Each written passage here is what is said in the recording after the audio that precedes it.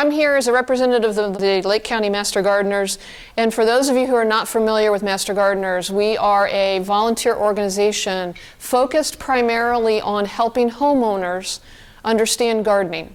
Right, and so not only do we do things like give these talks, and we've got a garden at the fairgrounds, and some other gardening kinds of activities, we also have a helpline. And so that's what this slide is if you have questions, our helpline is answered every Tuesday from April to October between 9 and 11. If you call or email outside of those times, that's when they will get back to you, because that's when people are there to actually answer those questions. So feel free to use that if you've got, they'll help you with things like, what is this plant? What do I do about this weed? What do I do? What's this disease? Those kinds of things. They'll help you walk through those kinds of questions. So we're going to talk tonight about fall vegetable gardening. Really, what is fall vegetable gardening? To me, there's really two things included in fall vegetable gardening. The first one is, how do you extend your harvest, right? So vegetable gardening is about edibles, right? So how do I get things past frost? How do I harvest things into December, which you can do in northern Ohio? So the other thing is, how do I prepare for next year? Right, so we're just going to jump right into those two topics. Extending your harvest. So what is extending your harvest? This is, again, it's trying to get produce from your garden past whenever the first frost date is, whenever that is, right? So we do that in a number of ways. So we have season extensions, and we also have planting in the fall. So what is a season extension? That is where we trap heat and keep out dew so that the frost will not kill your plants. So if you think about tomatoes, green beans, green peppers, those will be killed if in a frost, right? So the easiest way to extend your harvest is to not allow the frost to kill those plants, right?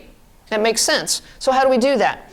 Well, first of all, frost is actually frozen dew. So the dew forms on the plants and then it freezes. And that's what frost is, and that's what kills some of our plants. If that dew is not able to get to those plants, it's less likely, the cold weather is less likely to kill them. So what we do is we cover our plants in such a way that we reduce the dew, and we also trap some of the heat. So we do that through several ways.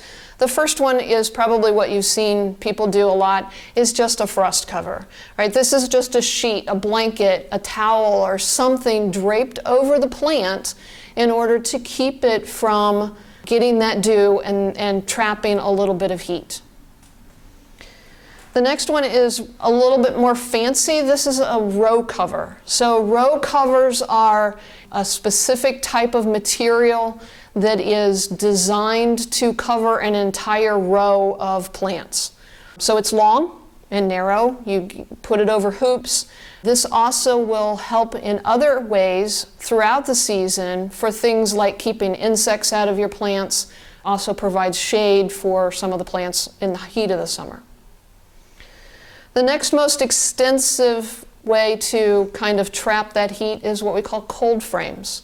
So this picture is a cold frame that was constructed using lumber, and then you put dirt in there and you put the window over the top, right? You'll notice that the window is open on this one. That is because if you use a cold frame and you have it closed on a nice bright sunny day like today, it was only 75 degrees today, but that sunshine could have made that cold frame, if it was closed, be 110 or even more. And so that will burn your plants. So when you're trying to keep them from freezing, instead you burn them, and that's not good either, right?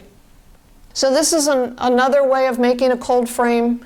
It's just a bunch of hay bales around an existing garden, as opposed to typically the first one was more of a, we built this, we put dirt in it, and we plant the things in that.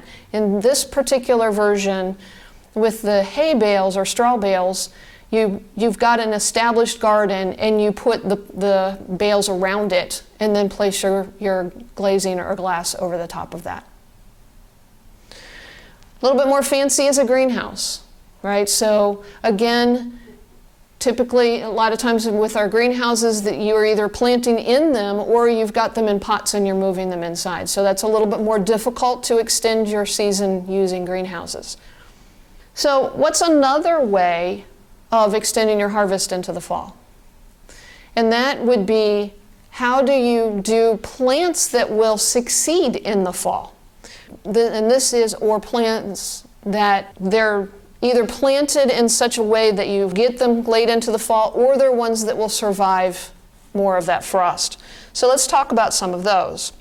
So first of all, let's talk about cold tolerance. So cold tolerance is about the plant's ability to survive frost or freezing. So tomatoes, green peppers, beans will be killed if they're frosted. Cabbage, spinach, some of those kinds of more greens where we eat just the leaves, typically are not, a lot of those are not killed by frost. You can still, this particular picture is obviously cabbage. That cabbage would still be harvestable as long as the ground did not freeze. However, if you're harvesting these after you get a frost or even a light freeze, you want to harvest it while it's not frozen. So you don't want to harvest frozen leaves, but once they warm up during the day, then you can harvest them. Right? As long as the ground has not frozen, a lot of your leafy green kinds of plants can be harvested after a frost. It will not kill them until the ground freezes or until you get a really hard freeze. So how do you then take advantage of that? So let's talk a little bit about life cycle. So when you talk about the life cycle of any organism, right, it's where do I get from birth all the way through, baby to teen to adult to aging to death, right? So that's a life cycle. Same thing happens with plants. So what we do with plants is we want to know if we can plant something right now, today, on September 9th, and still be able to harvest it this year, right? So what we're going to do is we're going to take a look at two examples here, and the one on the left, on my side, is green beans. It's a particular brand of green beans. The one on the right is radish.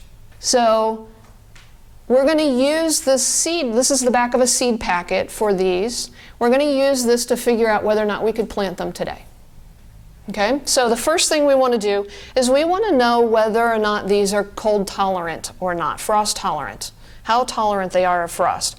So the first thing we're going to do is we're going to look at where on the seed packet it tells you that, right? So I'm actually going to move out here so I can point to things. And I know that so this one here, it says an average soil in full sun, here's your keywords, after danger of frost has passed.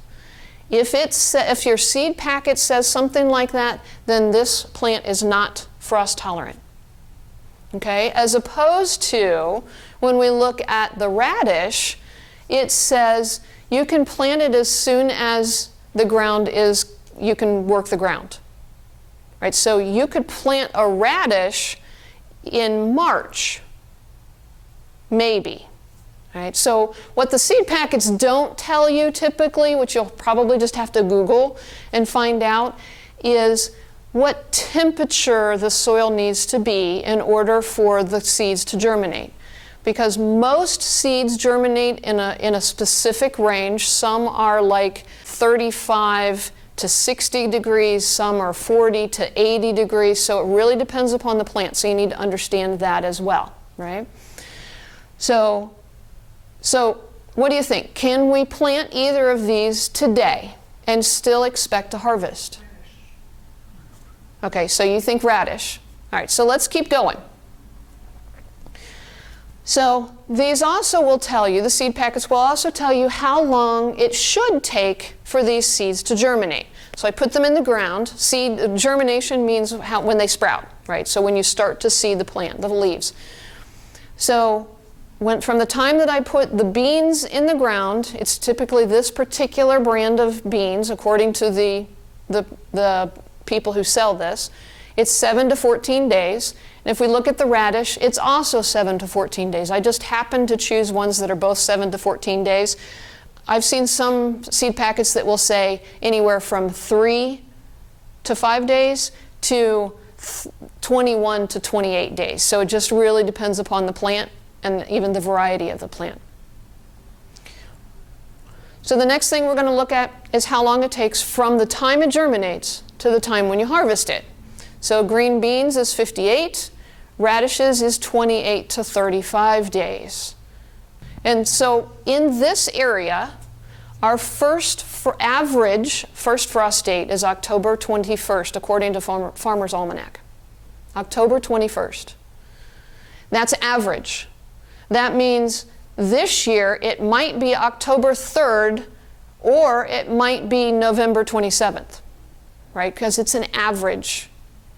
But you can pretty much count on, in this area, at least into mid-October.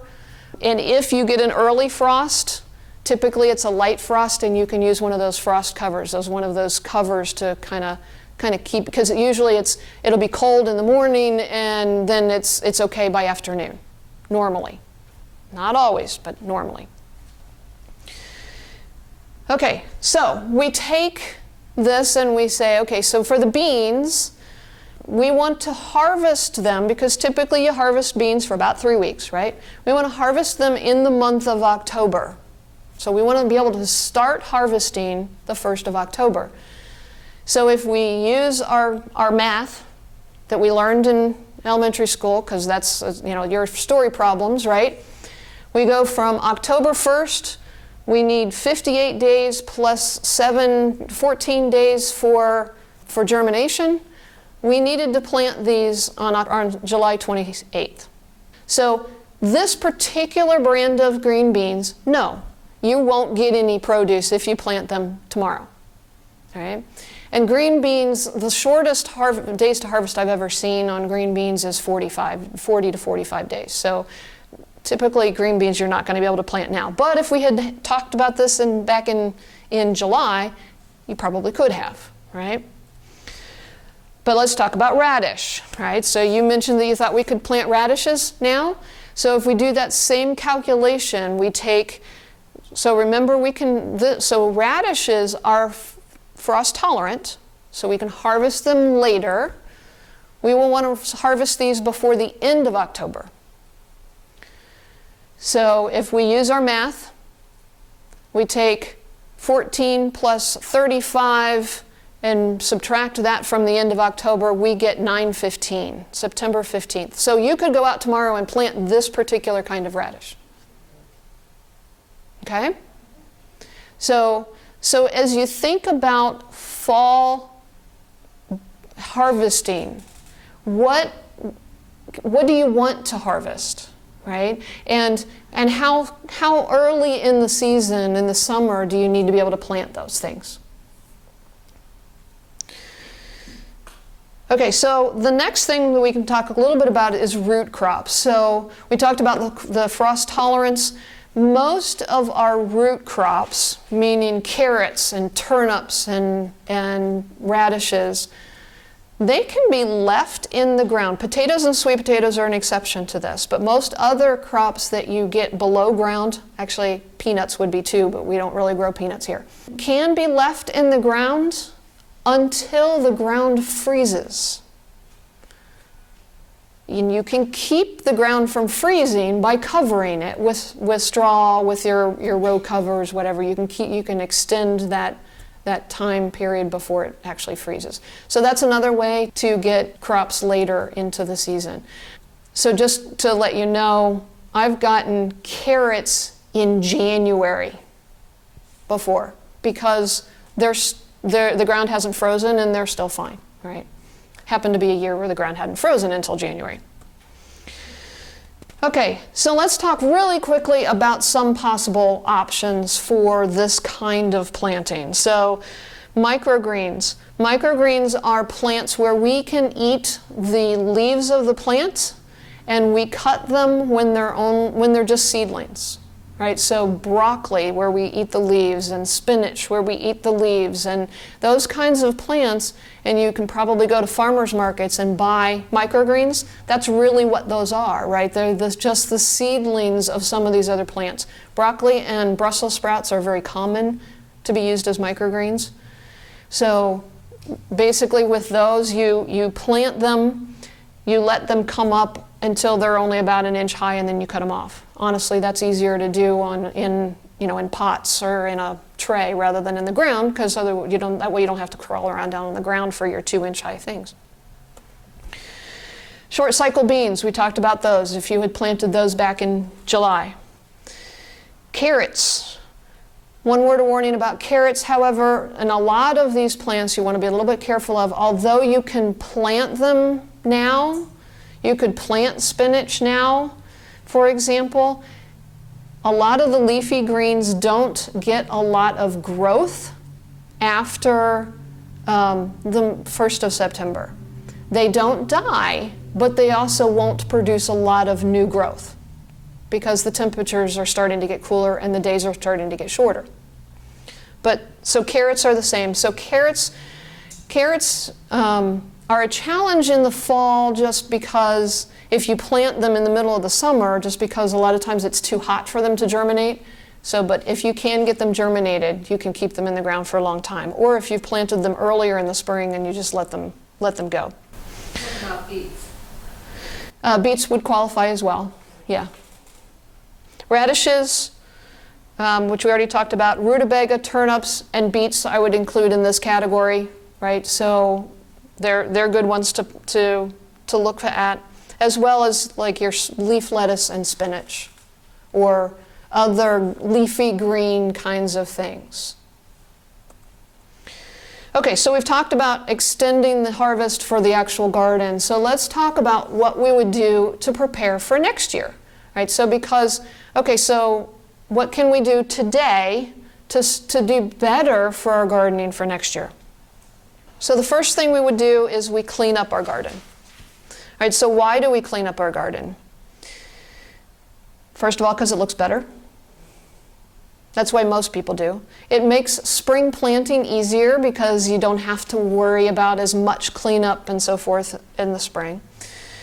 But probably the biggest reason is because a lot of our diseases and pests overwinter in the old foliage, the plants.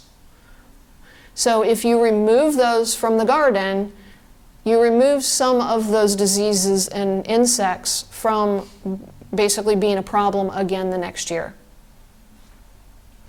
So how do we do that? If because of overwintering, you don't want to compost anything that was diseased or infected with a bunch of pests, insects, right? Because they'll just be there again next year. All right, now they'll be in your compost and it'll be somewhere else in your garden. But everything else, I recommend you compost. So if you can't tell or you're not sure, should you go ahead and just trash it? I would. Okay. Yeah. Okay, the next thing you can do is there are some things you can plant now or in the fall to prepare for spring, right? So the first one that I think of is garlic. So if you are interested in growing garlic, the best time to plant them is just like you would plant any other bulb, is in October. All right, so to plant garlic, you take the clove, which some garlic, if you buy the head in the grocery store, it's been treated not to sprout. So you may need to get organic from a farmer's market or something, or seed garlic.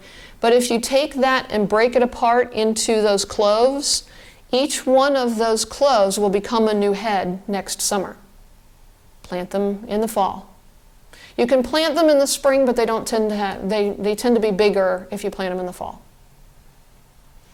The other thing you can do is you can plant, fall is a great time to plant perennials, right? So this is rhubarb. dividing your rhubarb, planting rhubarb, planting bushes and trees that are food producing, like blueberries and raspberries and apple trees and things like that, can also be planted in the fall. So the next thing that we would do is think about planning for next year. So what do we want to grow next year? And where do we want to grow it?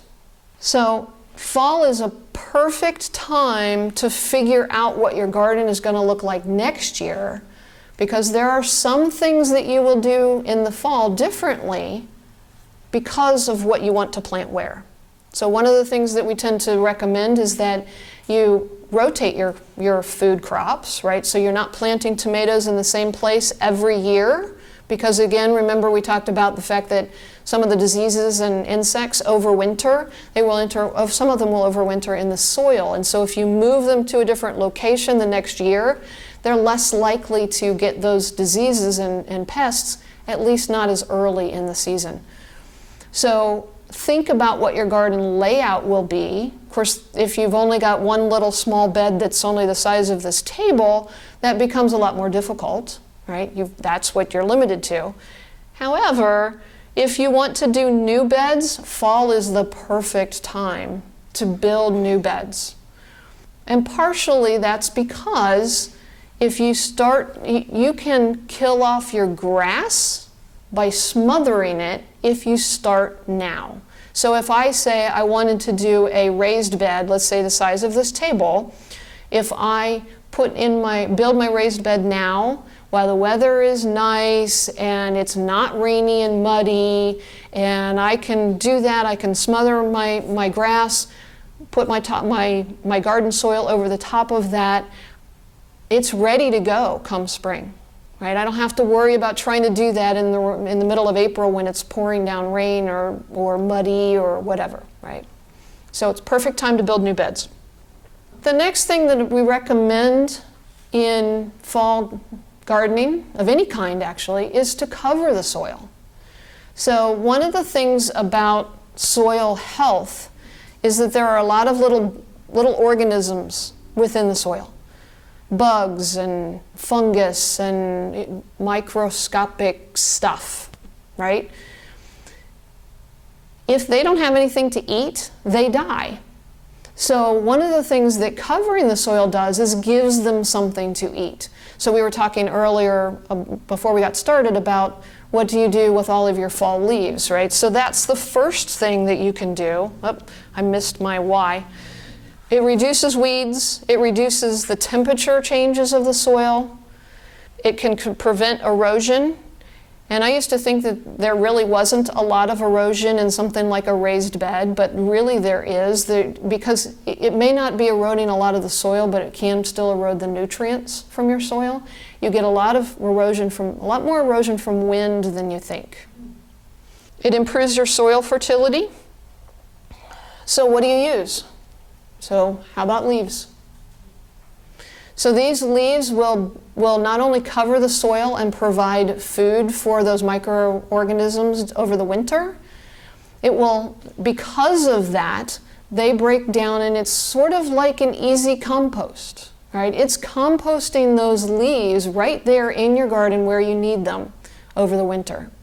And then in the spring, you can just dig them into your garden. You don't have to remove them, just dig them in. Another way you can do it is what we call cover crops. So these are live plants that are put into the garden. It's grown specifically for protection and for enrichment of the garden soil. And so it's a lot of the same things. It reduces weeds, it reduces the soil temperature changes, it prevents erosion, it improves your soil fertility, but it also does a much better of a job of improving your soil structure just because of all of the roots within the ground. And then it also provides wildlife habitat. Wildlife might just mean bugs, but it might also mean rabbits or, whatever. And then it looks better than a brown garden. So what are we talking about then for cover crops, right? So what do we look for a cover crop? Well, we want something that will cover the soil before winter. So if I plant it now, it has to germinate and be actually a live plant before winter sets in. We want it to not be really susceptible to pests, to diseases and bugs. We want it to have a good root structure so that it will, so there are some things we recommend for cover crops that are really good at breaking up hard soil. Some that are just good at, they fix nitrogen in the soil, things like that. But we also want something that's easy to kill, right? So if you have something you've planted as a cover crop that you can't kill come spring, then it becomes a weed, right? I like to define weed as something growing where you don't want it, right? So if I look out this window, the grass is not considered a weed, but if it's in my garden, I consider it a weed, right? So, but if I had a tomato plant in the middle of that lawn, I would consider that a weed, right? So it's a plant where you don't want it. So when we plant a cover crop, it's not a weed in the fall when we wanted it there, but if it's still growing in the spring, it's now a weed and I have to take care of it. So I have to figure out how to get rid of it. And then there are special needs. We've already talked about a couple of those. Nitrogen fixing. Nitrogen is the primary nutrient that plants need to grow green leaves. And it is primarily generated within the soil by plants that actually fix that nitrogen and will take it out of the air and fix it into the soil. And then do we want it to break up a hard soil? A lot of the root things like radishes are actually good as a cover crop. Or do we want to provide forage for insects and animals? Or even ourselves? Okay, so what options do we have for cover crops? Grasses, they provide good cover, right? Just like you see your lawn out the window, right? They're relatively easy to grow. That's why we grow them as lawns, right? Because they're easy to grow and they have a pretty shallow root system. Most grasses are very shallow rooted. That's why they die when it doesn't rain enough. That's why they turn brown. And they're relatively easy to terminate or kill off in the spring, right? I say relatively easy, and it depends upon the variety of cereals or grains. So there's kind of two, and as we talk about this, there's kind of two categories, ones that are killed off by the winter and the ones that are not, right? So pearl millet is killed in the winter. Oats, cereal rye, and winter wheat will survive through the winter. I mean, you think about our wheat fields, right? However, once they bloom, they're annuals. Even though they survive the winter, they will die once they bloom and produce seed. The ones on this side of the slide, whatever side that is. But you don't really want them to go to seed, right? Because you don't want them to become weeds, right? So although these are easy to kill, because if you mow them down before they go to seed, then they'll actually die. So these grasses are relatively easy to kill off. The next category is legumes or bean-like plants, right? Our beans and peas are in the legume family. These are our nitrogen fixers. These are the ones that will pull nitrogen from the air and actually put it into the soil. You might need to buy seeds that are inoculated, which basically means that they're given a growth stimulant to help them grow and germinate. And they produce the most nitrogen when they're in flower, but again, you don't want them to go to seed, right? So you kind of have to kill them off at kind of right at the right time. And because of that, they're more difficult to terminate. So your winter kill ones are field peas and sun hemp, whereas your overwinter ones are clover and hairy vetch. And you've probably seen clover and hairy vetch. This is primarily red clover, is what we're talking about here. And they seed very prolifically, so it's much more difficult to kill them off. The next category is broadleaf. So it's kind of the general everything else. These have large roots oftentimes that break up soil. So your radishes, for example, will actually break up soil, certain types of radishes.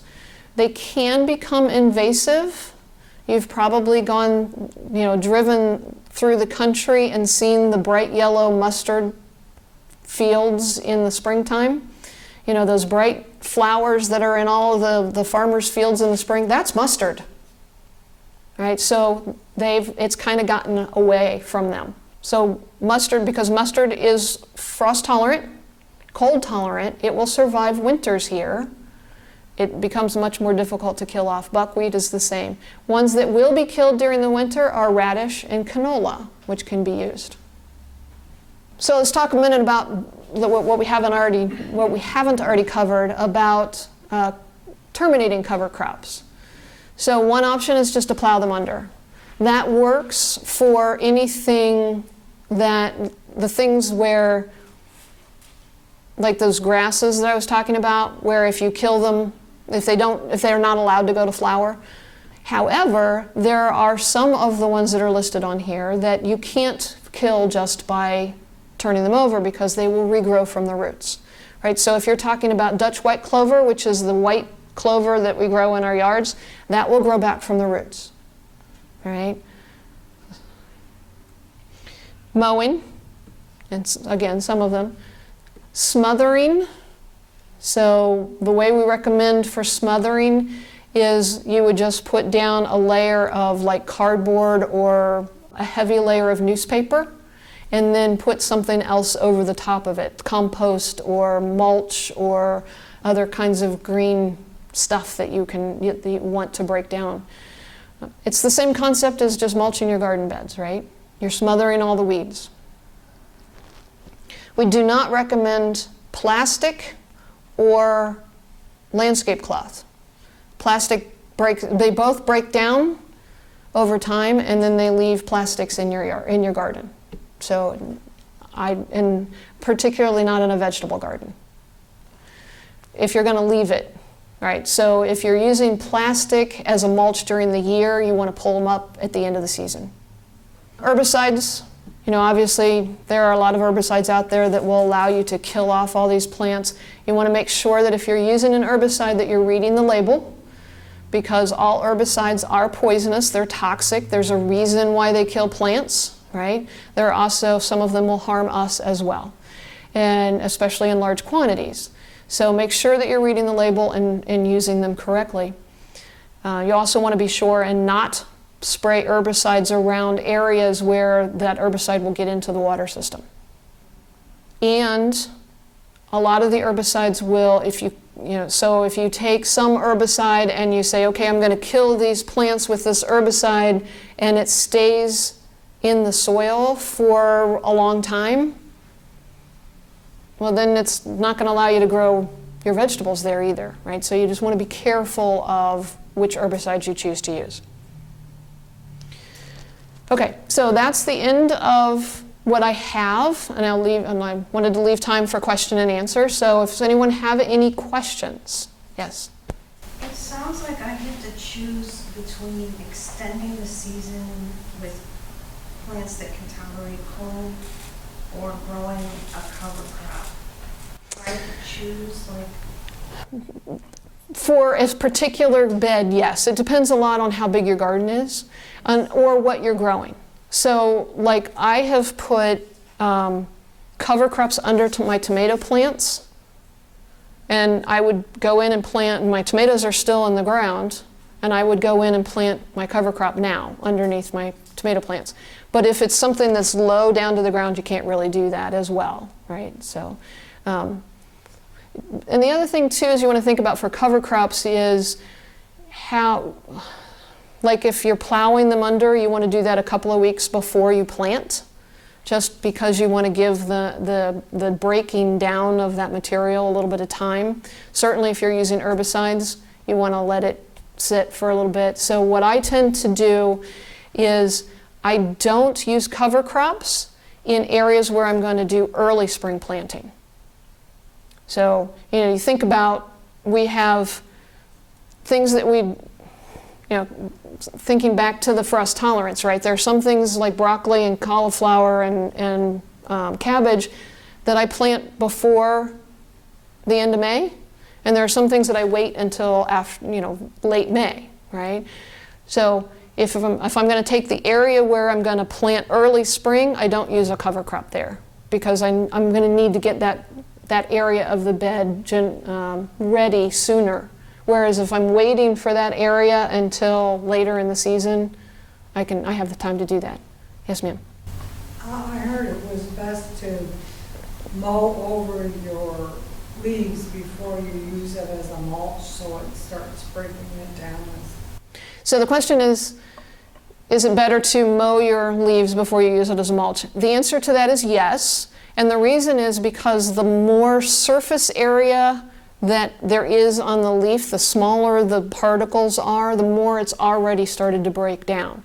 So it's just that it breaks down faster if you do that. And oak leaves break down slower than other leaves. So if you've got maple leaves, that might not be as much of an issue as it is with oak leaves. Great question. Any other questions?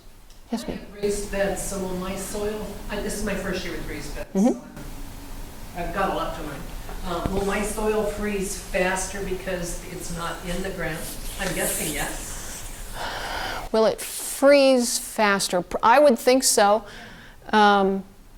I usually think about it from the other side. It stays cold longer, so I'm assuming that it probably freezes faster as well. Yeah, that's what I'm guessing. Yeah.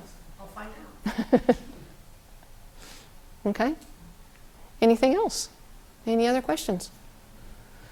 Yes. I planted, I think they're called Kappa strawberries, but for preserving them for over the winter, leaving them in the ground, do you recommend just covering them? So I'm not familiar with that particular, so the question was, should we cover strawberries? I'm not familiar with that particular type of strawberry, but my experience with most strawberries is to just lightly mulch them with a straw kind of thing, not like a heavy wood mulch, but like straw. So, get your straw bale that you use for your Halloween decorations, and after Halloween you break it apart and put it on your strawberry bed. You don't want to be too heavy, or it will, and then you actually want to remove that mulch in the spring, otherwise it will kill the plants in the spring. Are pine needles an okay thing for garden mulch? They are. They will break down and create good soil. However, depending upon the type of pine needle, they can raise the acidity level of your garden just a little bit. So it depends on what you're growing. So acidity or pH level has to do with, that affects what nutrients are easily taken up by the plant. So some plants do better with a slightly pH acidic, or some more basic. Most of our vegetable plants want pretty neutral, between like 6.5 and 7.5. 7 is purely neutral. And then I'd have to put something in the soil to counteract it if it went too. Maybe not. But what you might do is try it and then do a soil test in the spring and see what it looks like. I would do, before I would add anything else to try to neutralize it, I would do a soil test to be sure that you have a problem. Because otherwise you're just spending money to do something you don't need, right? So, final question? All right, nothing else. Thank you guys for coming out. Thank you.